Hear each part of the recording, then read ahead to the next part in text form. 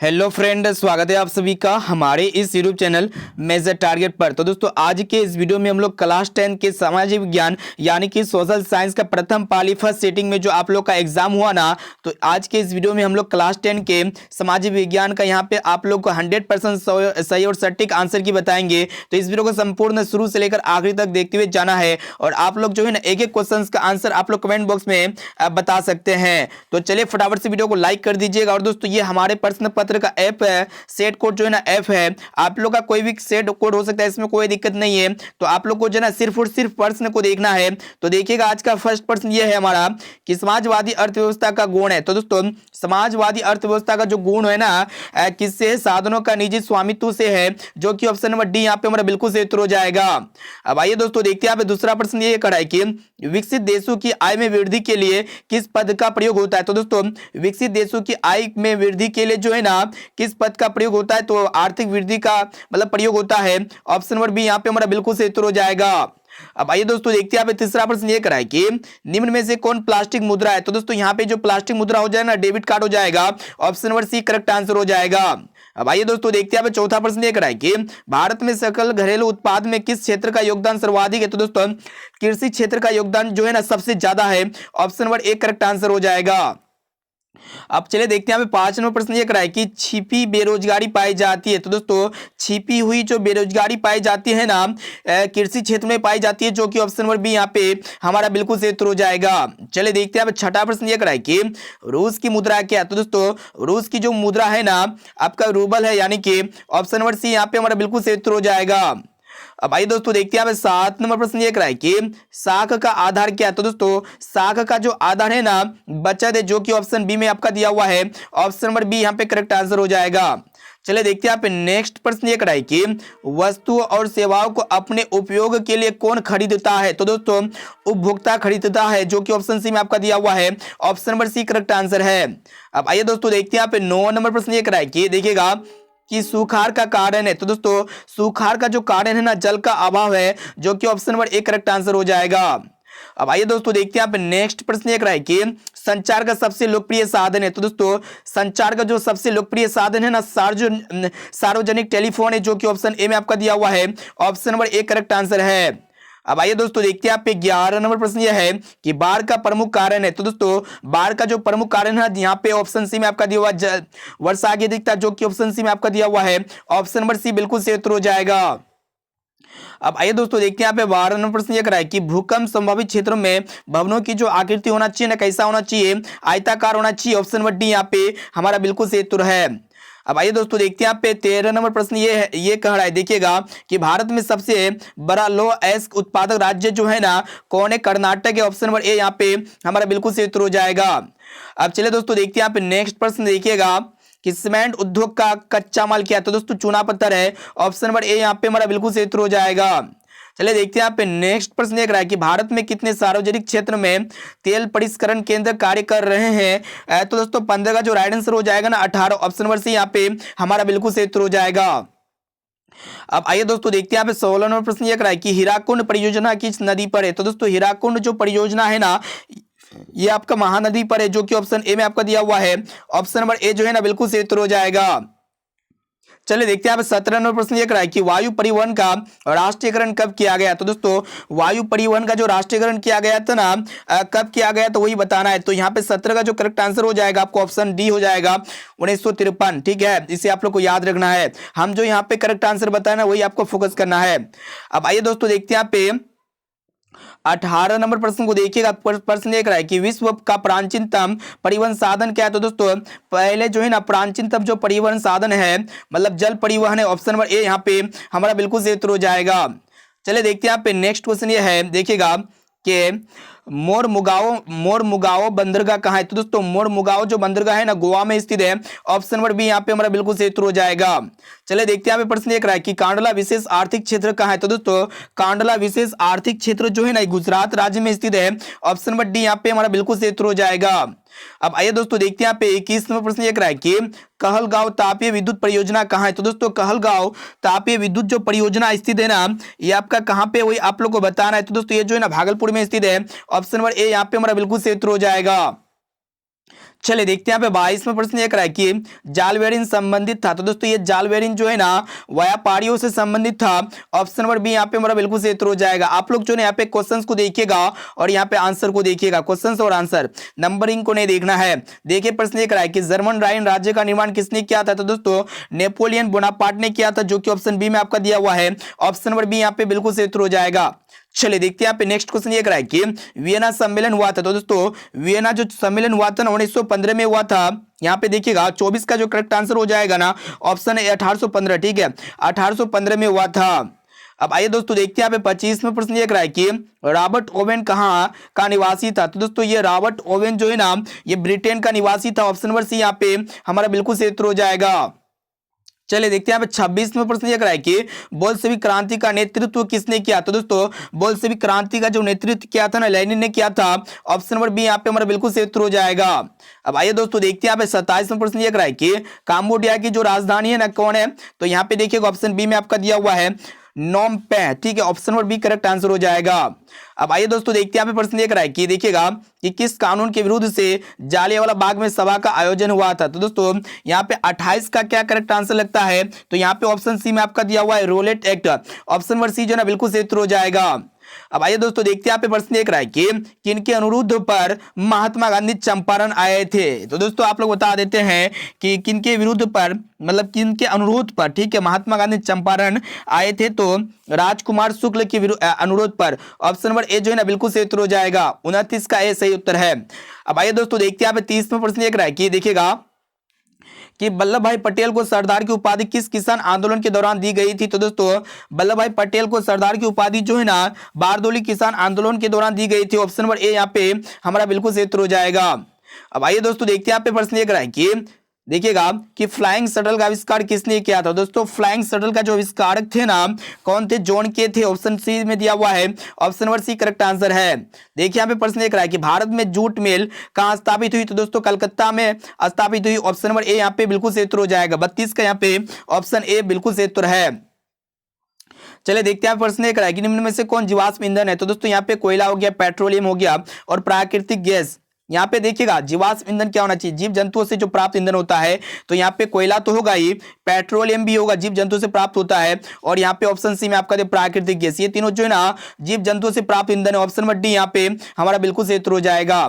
अब आइए दोस्तों देखते हैं यहाँ पे 34वां प्रश्न ये कह रहा है कि भारत का प्रथम परमाणु विद्युत गृह कहाँ है। तो दोस्तों भारत का प्रथम परमाणु विद्युत गृह जो है ना तारापुर में स्थित है। ऑप्शन नंबर डी यहाँ पे हमारा बिल्कुल सही उत्तर हो जाएगा। चलिए देखते हैं यहाँ पे क्वेश्चन से कह रहा है कि देखिएगा कि मणिकरण भूतापीय ऊर्जा संयंत्र किस राज्य में है। तो दोस्तों यहाँ पे जो 35 का करेक्ट आंसर होगा ना ऑप्शन सी में दिया हुआ हिमालय प्रदेश, हिमालय प्रदेश में स्थित है। ठीक है यहाँ पे आप लोग एक एक क्वेश्चन का आंसर जो ना फटाफट से मिलाते हुए जाइएगा। देखिए यहाँ पे 36वां प्रश्न ये कह रहा है कि सिंदरी किस उद्योग के लिए जाना जाता है। तो दोस्तों सिंदरी जो है ना किस उद्योग के लिए जाना जाता है। तो ये उर्वरक उद्योग के लिए जाना जाता है। ऑप्शन नंबर बी यहाँ पे हमारा बिल्कुल सही उत्तर हो जाएगा। अब आइए दोस्तों देखते हैं यहाँ पे 37वें प्रश्न को देखिएगा। क्वेश्चन से यह है कि एशिया में सबसे पुराना रेलवे वर्कशॉप कौन है। तो दोस्तों एशिया में जो सबसे पुराना रेलवे वर्कशॉप है ना जमालपुर है। यानी कि यहाँ पे हमारा ऑप्शन नंबर सी जो ना करेक्ट आंसर हो जाएगा। चलिए देखते हैं यहाँ पे नेक्स्ट प्रश्न ये कह रहा है कि सिलिकॉन शहर के नाम से कौन प्रसिद्ध है। तो दोस्तों सिलिकॉन शहर के नाम से जो ना कौन प्रसिद्ध है। तो दोस्तों बेंगलुरु प्रसिद्ध है, जो कि ऑप्शन बी में आपका दिया हुआ है। ऑप्शन नंबर बी यहाँ पे हमारा बिल्कुल सही उत्तर हो जाएगा। चलिए देखते हैं यहाँ पे नेक्स्ट क्वेश्चन ये कह रहा है कि मंदार पहाड़ी किस जिले में है। तो दोस्तों आप लोग एक एक क्वेश्चन का आंसर जो ना लाइव चैट में या फिर कमेंट बॉक्स में बता सकते हैं। तो यहाँ पे जो 39 का जो करेक्ट आंसर हो जाएगा ना बांका हो जाएगा। जो मंदार हिल कहाँ किस जिले में स्थित है, मंदार हिल जो है ना बांका जिले में स्थित है। अब आइए दोस्तों देखते हैं यहाँ पे 40वां प्रश्न ये है कि सासाराम नगर का विकास हुआ था। तो दोस्तों सासाराम नगर का विकास जो हुआ था ना मध्य युग में हुआ था। ऑप्शन नंबर बी यहाँ पे हमारा बिल्कुल सही उत्तर हो जाएगा। अब आइए दोस्तों देखते हैं आप 41वां प्रश्न ये कह रहा है कि दक्षिण अफ्रीका के प्रथम अश्वेत राष्ट्रपति कौन थे। दोस्तों दक्षिण अफ्रीका के प्रथम अश्वेत राष्ट्रपति जो है ना कौन थे, यहाँ पे आप लोग को बताना है। तो नेल्सन मंडेला थे, जो कि ऑप्शन सी में आपका दिया हुआ है। ऑप्शन नंबर सी यहाँ पे हमारा बिल्कुल सही उत्तर हो जाएगा। अब आइए दोस्तों देखते हैं यहाँ पे नेक्स्ट क्वेश्चन ये कह रहा है कि श्रीलंका कब आजाद हुआ। तो दोस्तों श्रीलंका जो है ना 1948 ईस्वी में आजाद हुआ था। ऑप्शन नंबर बी यहाँ पे हमारा बिल्कुल सही उत्तर हो जाएगा। चलिए देखते हैं यहाँ पे नेक्स्ट क्वेश्चन ये कह रहा है कि कि समता पार्टी का विलय किस राजनीतिक दल में हुआ? तो दोस्तों समता पार्टी का जो विलय हुआ था ना, किस राजनीतिक दल पे हुआ था? तो जनता दल यूनाइटेड मतलब दल पे हुआ था।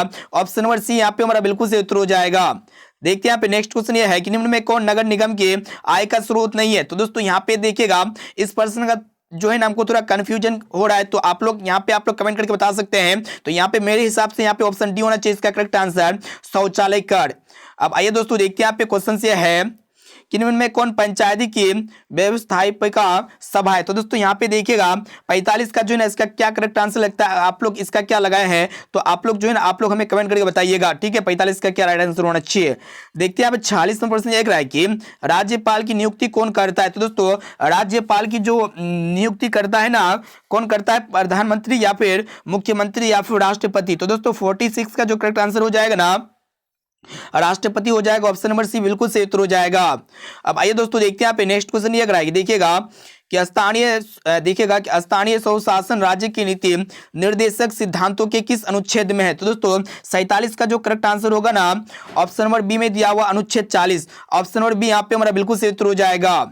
अब आइए दोस्तों देखते हैं यहाँ पे 48 नंबर प्रश्न ये कराएगी कि ग्राम कचहरी में मुकदमे सुलझाए जाते हैं। तो दोस्तों ग्राम कचहरी में जो मुकदमे सुलझाए जाते हैं ना, किसमें सुलझाए जाते हैं? तो इस प्रश्न का जो है ना क्या राइट आंसर होना चाहिए, आप लोग हमें कमेंट करके बता सकते हैं। मेरे हिसाब से जो ऑप्शन नंबर सी यहाँ पे हमारा करेक्ट आंसर है। चलिए देखते हैं यहाँ पे नेक्स्ट क्वेश्चन ये कराए कि राष्ट्रीय जलमार्ग 1 है। तो दोस्तों राष्ट्रीय जलमार्ग जो 1 है ना, ये इलाहाबाद के हल्दिया तक है, यानी कि ऑप्शन नंबर बी यहाँ पे हमारा बिल्कुल सही उत्तर हो जाएगा। अब आइए दोस्तों देखते हैं यहाँ पे 50 नंबर प्रश्न को देखिएगा, क्वेश्चन से कराएगी। देखिएगा कि निम्न में से कौन उपभोक्ता उद्योग है? तो दोस्तों यहाँ पे देखिएगा चीनी उद्योग जो होगा ना, उपभोक्ता उद्योग हो जाएगा। ऑप्शन नंबर सी यहाँ पे हमारा बिल्कुल सही उत्तर हो जाएगा। अब आइए दोस्तों देखते हैं यहाँ पे नेक्स्ट प्रश्न की ओर बढ़ते हैं। देखिएगा नेक्स्ट प्रश्न ये रहा है कि गिर राष्ट्रीय उद्यान कहाँ है? तो दोस्तों गिर राष्ट्रीय उद्यान जो है ना, ये आपका गुजरात में स्थित है। ऑप्शन नंबर डी यहाँ पे हमारा बिल्कुल सही उत्तर हो जाएगा। चलिए देखते हैं यहाँ पे 52 नंबर प्रश्न को देखिएगा कि प्रथम पृथ्वी सम्मेलन कहाँ आयोजित हुआ? तो दोस्तों प्रथम पृथ्वी सम्मेलन जो है ना कहाँ पे आयोजित हुआ था? तो दोस्तों रियो डी जेनेरिया में हुआ था, यानी कि ऑप्शन नंबर ए जो है ना बिल्कुल सही उत्तर हो जाएगा। चलिए देखते हैं यहाँ पे 53 नंबर प्रश्न ये कराए कि निम्न में से कौन खरीफ फसल है? तो दोस्तों गेहूं जो है ना रबी फसल है। तो यहाँ पे देखिएगा 53 का जो है ना, ये कपास जो एक प्रकार का खरीफ फसल है, इनके अलावा चना हो गया, मटर हो गया, ये तीनों जो है ना रबी फसल है। अब आइए दोस्तों देखते हैं यहाँ पे 54 प्रश्न ये कराए कि बांध को आधुनिक भारत का मंदिर किसने कहा? तो दोस्तों बांध को आधुनिक भारत का जो मंदिर कहा था ना, पंडित जवाहरलाल नेहरू ने कहा था, जो कि यहाँ पे ऑप्शन बी में आपका दिया हुआ Pandit Nehru. Option number B बिल्कुल सही उत्तर हो जाएगा। अब आइए दोस्तों देखते हैं यहाँ पे 55 प्रश्न ये कराए कि मरुस्थलीय मृदा कहाँ मिलती है? तो दोस्तों राजस्थान राज्य में जो है ना मरुस्थलीय मृदा मिलती है। चलिए देखते हैं यहाँ पे क्वेश्चन से कराए कि भारत का सबसे छोटा रेलवे क्षेत्र यानी कि जोन कौन है? तो दोस्तों उत्तरी पूर्वी रेलवे जो है ना भारत का सबसे छोटा रेलवे जोन है। ऑप्शन नंबर बी यहाँ पे हमारा बिल्कुल सही उत्तर हो जाएगा। चलिए देखते हैं यहाँ पे निम्न में कौन लोकतंत्र का प्राण है? तो दोस्तों राजनीतिक दल को जो है ना लोकतंत्र का प्राण कहा जाता है। ऑप्शन नंबर सी यहाँ पे हमारा बिल्कुल सही उत्तर हो जाएगा। देखते हैं यहाँ पे 58 नंबर प्रश्न ये रहा है कि भारतीय कम्युनिस्ट पार्टी की स्थापना कब हुई? तो दोस्तों भारतीय कम्युनिस्ट पार्टी की जो स्थापना हुई थी ना 1925 में हुई थी, जो कि ऑप्शन ए में आपका दिया हुआ है। ऑप्शन नंबर ए जो है ना बिल्कुल सही उत्तर हो जाएगा। देखते हैं यहाँ पे क्वेश्चन से रहा है कि किसने कहा था लोकतंत्र जनता का, जनता के लिए, जनता के द्वारा शासन है? तो अब्राहम लिंकन जी ने कहा था। ऑप्शन नंबर बी जो है ना बिल्कुल यहाँ पे करेक्ट आंसर है। देखते हैं यहाँ पे 60 नंबर प्रश्न ये रहा है कि भारत में कौन शासन प्रणाली है? तो दोस्तों यहाँ पे देखिएगा 60 का जो करेक्ट आंसर हो जाएगा ना संसदीय व्यवस्था हो जाएगा। ऑप्शन नंबर डी यहाँ पे हमारा बिल्कुल सही उत्तर हो जाएगा। अब आइए दोस्तों देखते हैं यहाँ पे क्वेश्चन ये है कि भारत में वोट देने के लिए न्यूनतम जो आयु है ना 18 वर्ष है। ऑप्शन नंबर बी यहाँ पे हमारा बिल्कुल सही उत्तर है। देखते हैं यहाँ पे नेक्स्ट क्वेश्चन ये है कि लोकतंत्र की सफलता की चुनौती है। तो दोस्तों लोकतंत्र की सफलता की चुनौती जो है ना यहाँ पे अशिक्षा है, जातिवाद है, और ऑप्शन ए में आपका दिया हुआ है अवसरशाही, यानी कि ये सभी है। ऑप्शन नंबर डी यहाँ पे जो है ना मेरे हिसाब से सही उत्तर है। चलिए देखते हैं आप पे 63 नंबर प्रश्न ये कराए कि भारत में राष्ट्रीय आपातकाल की घोषणा कब हुई थी? तो दोस्तों भारत में आपातकाल की जो घोषणा हुई थी ना 1975 से 1977 में हुई थी, ठीक है। यानी कि यहाँ पे 1975 से 1977, यानी कि ऑप्शन नंबर ए जो है ना बिल्कुल सही उत्तर हो जाएगा। इसे आप लोग को याद यहाँ पे रखना था, ठीक है। यहाँ पे ऑप्शन सी नहीं होगा। देखिए यहाँ पे 64 नंबर प्रश्न ये कराए कि सुनामी प्रभावित क्षेत्र में मकानों का निर्माण कहाँ करना चाहिए? तो दोस्तों सुनामी प्रभावित क्षेत्र में मकानों का जो निर्माण करना चाहिए ना, कहाँ पे करना चाहिए? तो दोस्तों सागर तल से दूर करना चाहिए, ठीक है, यानी कि सागर तट से दूर। ऑप्शन नंबर बी बिल्कुल सही उत्तर है। चलिए देखते हैं यहाँ पे क्वेश्चन से है कि अमृत बाजार पत्रिका के संपादक कौन थे। तो दोस्तों 65 का जो करेक्ट आंसर होगा ना आपका ऑप्शन सी में आपका दिया हुआ राजा राम मोहन राय। ऑप्शन नंबर सी बिल्कुल सही उत्तर हो जाएगा। देखते हैं यहाँ पे नेक्स्ट क्वेश्चन ये कि मराठा समाचार पत्र किस भाषा से संबंधित था। तो दोस्तों यहाँ पे देखिएगा मराठा समाचार पत्र जो है ना ये आपका किस भाषा से संबंधित था। तो ये जो है ना ऑप्शन देखिएगा और यहाँ पे 66 का जो करेक्ट आंसर हो जाएगा आपका ऑप्शन ए में आपका अंग्रेजी हो जाएगा, ठीक है। चलिए देखते हैं यहाँ पे नेक्स्ट क्वेश्चन ये है कि किस देखिएगा कि निम्न में से किस सिख गुरु का जन्म पटना में हुआ था। तो दोस्तों सिखों के 10वें गुरु श्री गुरु गोविंद सिंह का जन्म जो है ना पटना नगर में हुआ। तो ऑप्शन नंबर डी जो है ना बिल्कुल सही उत्तर हो जाएगा। अब आइए दोस्तों देखते हैं यहाँ पे 68 नंबर प्रश्न ये है कि बिहार जो है ना बंगाल से कब पृथक हुआ। तो दोस्तों बिहार जो है ना बंगाल से कब अलग हुआ था। तो दोस्तों 1912 ईस्वी में हुआ था, जो कि ऑप्शन ए में आपका दिया हुआ है। ऑप्शन नंबर ए जो है ना यहाँ पे हमारा बिल्कुल सही उत्तर हो जाएगा। चलिए देखते हैं यहाँ पे नेक्स्ट क्वेश्चन ये है कि भारत आने वाले प्रथम व्यापारी कौन थे। दोस्तों भारत आने वाले जो प्रथम व्यापारी थे ना पुर्तगाली थे। ऑप्शन नंबर सी यहाँ पे हमारा बिल्कुल सही उत्तर हो जाएगा। चलिए देखते हैं यहाँ पे नेक्स्ट प्रश्न एक रहा है कि उत्तरी एवं दक्षिणी वियतनाम का एकीकरण कब हुआ था। तो दोस्तों उत्तरी एवं दक्षिणी वियतनाम का जो एकीकरण पूर्ण हुआ था ना आपका 1975 में हुआ था, जो कि ऑप्शन डी में आपका दिया हुआ है। ऑप्शन नंबर डी यहाँ पे हमारा बिल्कुल सही उत्तर हो जाएगा। चलिए देखते हैं आप 71 नंबर प्रश्न ये है कि दिसंबर 1929 में किस नदी के तट पर नेहरू जी द्वारा तिरंगा फहराया गया। तो दोस्तों यहाँ पे देखिएगा 71 का जो करेक्ट आंसर हो जाएगा ना ऑप्शन सी में आपका दिया हुआ रावी। ऑप्शन नंबर सी बिल्कुल सही उत्तर हो जाएगा। चलिए देखते हैं यहाँ पे 72 नंबर प्रश्न है कि क्रांतिकारी नेता सूर्य सेन का उपनाम क्या था। तो दोस्तों क्रांतिकारी नेता सूर्य सेन का जो उपनाम था ना क्या था, मास्टर दा था, जो कि ऑप्शन बी में आपका दिया हुआ है। ऑप्शन नंबर बी यहाँ पे हमारा बिल्कुल सही उत्तर हो जाएगा। चलिए देखते हैं यहाँ पे 73 नंबर प्रश्न ये कि इटली के एकीकरण में निम्न में किसने योगदान किया था। तो दोस्तों यहाँ पे देखिएगा 73 का जो करेक्ट आंसर हो जाएगा ना मेजनी हो जाएगा। ऑप्शन नंबर ए जो है ना बिल्कुल सही उत्तर हो जाएगा। अब आइए दोस्तों देखते हैं यहाँ पे नेक्स्ट क्वेश्चन ये करा कि भारत में 1 रुपया का नोट कौन जारी करता है। तो दोस्तों भारत में 1 रुपया का जो नोट जारी करता है ना भारतीय रिजर्व बैंक जारी करता है, यानी कि ऑप्शन नंबर ए जो है ना बिल्कुल सही उत्तर हो जाएगा। अब आइए दोस्तों देखते हैं यहाँ पे क्वेश्चन से करा कि प्राथमिक क्षेत्र में कौन सी आर्थिक क्रिया सम्मिलित है। तो दोस्तों प्राथमिक क्षेत्र में जो है ना कृषि आर्थिक क्रिया सम्मिलित है। ऑप्शन नंबर ए जो है ना बिल्कुल सही उत्तर हो जाएगा। अब आइए दोस्तों देखते हैं यहाँ पे 75 का क्या करेक्ट आंसर हो जाएगा। यहाँ पे सभी होना चाहिए, देखिएगा कृषि भी सम्मिलित है, खनन भी और पशुपालन भी। ऑप्शन नंबर डी यहाँ पे हमारा बिल्कुल सही उत्तर हो जाएगा। 75 का डी होगा। देखते हैं 76वां प्रश्न ये है कि निम्न में यहाँ पे देखिएगा कि निम्न में कौन साख मुद्रा का उदाहरण है। तो दोस्तों यहाँ पे देखिएगा यहाँ पे जो 76 यानी कि 76 का जो करेक्ट आंसर होगा ना ऑप्शन नंबर बी हो जाएगा, bank draft. Option number B correct answer है। अब आइए दोस्तों देखते हैं 77 नंबर प्रश्न ये है कि विश्व व्यापार संगठन जिसको हम लोग WTO कहेंगे, वर्ल्ड ट्रेड ऑर्गेनाइजेशन की जो स्थापना हुई थी ना आपका कब हुई थी 1995 ईस्वी में हुई थी। ऑप्शन नंबर सी यहाँ पे हमारा बिल्कुल सही उत्तर हो जाएगा। चलिए देखते हैं यहाँ पे नेक्स्ट क्वेश्चन ये है कि 2001 की जनगणना के अनुसार भारत की आबादी थी। तो दोस्तों कितना था 2001 की जनगणना के अनुसार, तो यहाँ पे 121 करोड़ था, ठीक है, 2001 के सर्वे के अकॉर्डिंग।